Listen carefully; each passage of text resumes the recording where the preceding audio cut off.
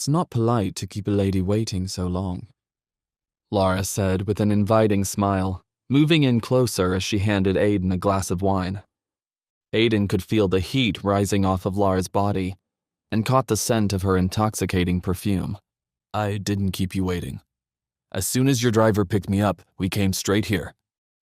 Aiden's heart was pounding in his chest. Don't you remember? When we were kids, we promised each other that we would be together forever, she teased. You've kept me waiting 18 long years. Aiden chuckled. We did promise each other that, didn't we? But neither of us planned on my father getting killed, or on me growing up in an orphanage, forced to survive without a penny to my name. So I hope you can forgive me for disappearing. Lara moved in even closer, her lips now just inches away from Aiden's. I could forgive you for disappearing for all those years, but I can't forgive you for getting married. To Ava Stone, no less. She suddenly turned on her heel, hypnotizing Aiden with the fluidity of her hips as she walked away. The open back of her dress began at her bare shoulders and descended below her hips in a deep V. Why don't you approve of Ava? Asked Aiden, sipping his wine and admiring the view. Lara threw him an impatient look over her shoulder. You're the tiger. Ava Stone is a sheep. She isn't a good match for you. It's that simple. I'm not sure I can trust your opinion in this matter, Aiden chuckled. I think you might be a little jealous. Lara whirled around to face him, anger now blazing in her dark eyes.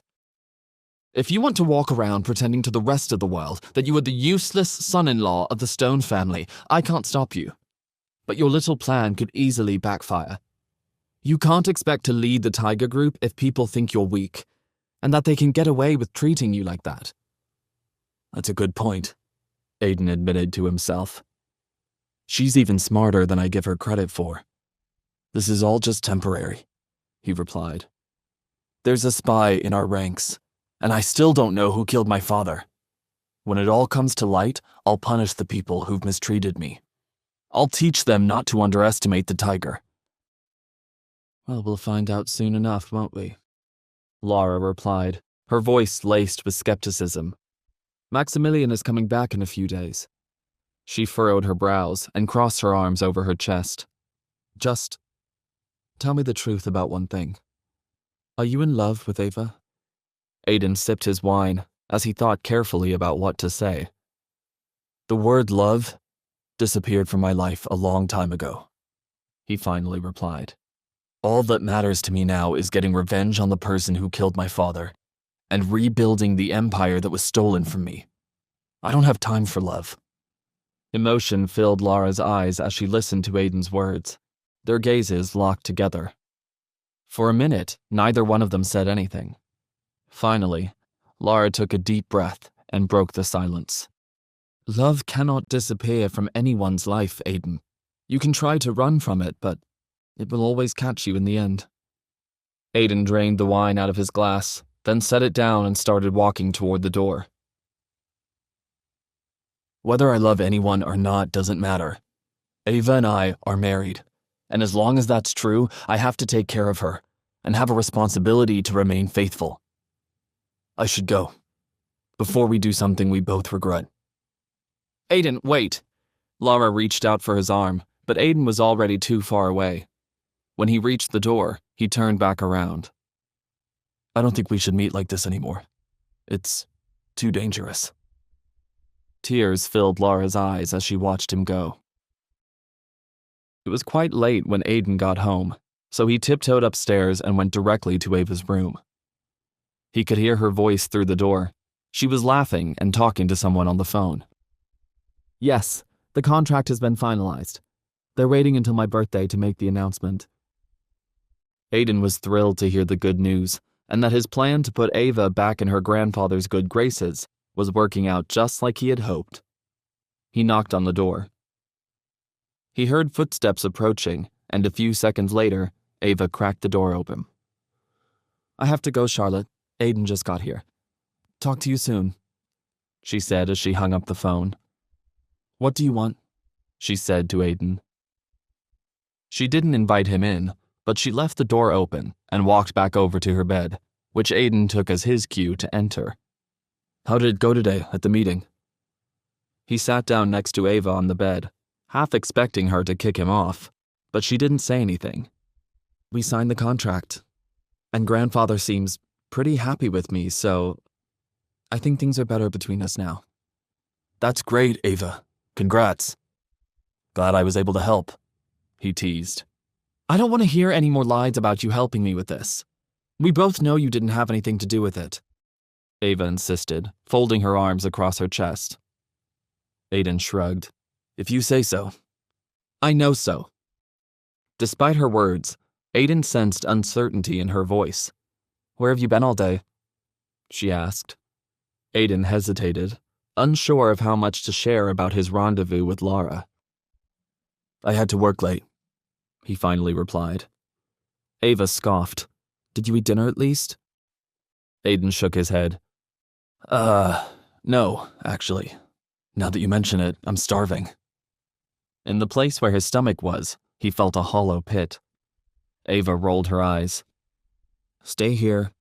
I'll have the maids make you something to eat." As she went downstairs in search of the maids, Aiden smiled to himself. Ava's words are still harsh, but there's a tenderness in her actions that I've never noticed before. I think she's finally warming up to me. When Aiden arrived in the dining room the next morning, he was surprised to see Shane sitting in the chair that Ava usually sat in, with a mischievous grin on his face.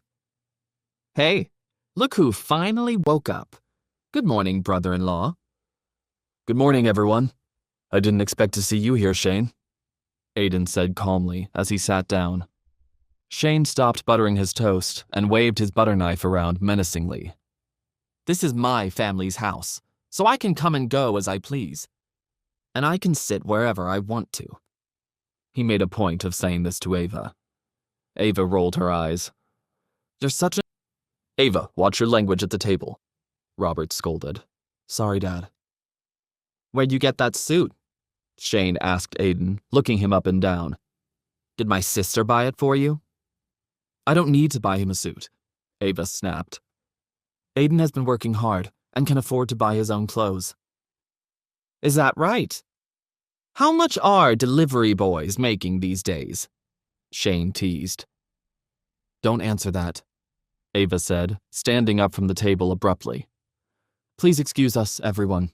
It's an important day today, and we don't want to be late for work. Let's go, Aiden. We can ride together."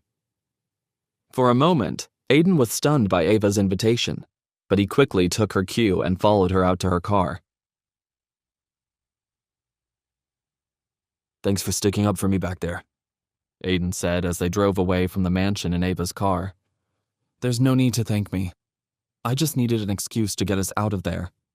Ava kept her hands on the steering wheel and her eyes fixed on the road as she replied. "Whatever you say," Aiden chuckled. "You know, if we ride into work together, I'll need a ride home this evening, too." Ava sighed. "Fine. I'll pick you up at 5.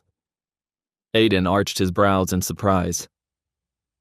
"I think she's really starting to like me. And she doesn't even know that I'm the tiger," Aiden realized in amazement. As they got close to Aiden's office, traffic ground to a halt.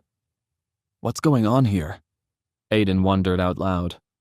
It seemed that everyone had stopped to stare at a tall man getting out of a limo in front of Club Cain. "Don't you know who that is?" Ava asked. Aiden took another look at the tall man wearing glasses and an expensive suit, puffing on a thick cigar while his lackeys scurried around him, opening doors for him and keeping the crowd at bay. Aiden shook his head. "No idea." "That's Dominic Grayson," Ava explained. "He's one of the richest and most powerful gangsters in Chicago." Aiden's eyes widened in surprise. "That's Dominic Grayson? Stop the car. I'm getting out here." Ava hit the brakes, and the car screeched to a halt. "Aiden, where are you going?" Without another word, Aiden jumped out of the car and followed Dominic Grayson into Club Cain. "I'm going to find out what Dominic is up to." or I'm gonna die trying, he told himself. What will happen now that the Tiger and Dominic have finally crossed paths? Will Aiden make it out of Club Cain alive? Or has he just walked into a deadly trap? Wait, that's not the end. You've just had a free taste. Now get the full story on the Pocket FM app, link in description. Check out our next video and playlist, and don't forget to like, share, and subscribe.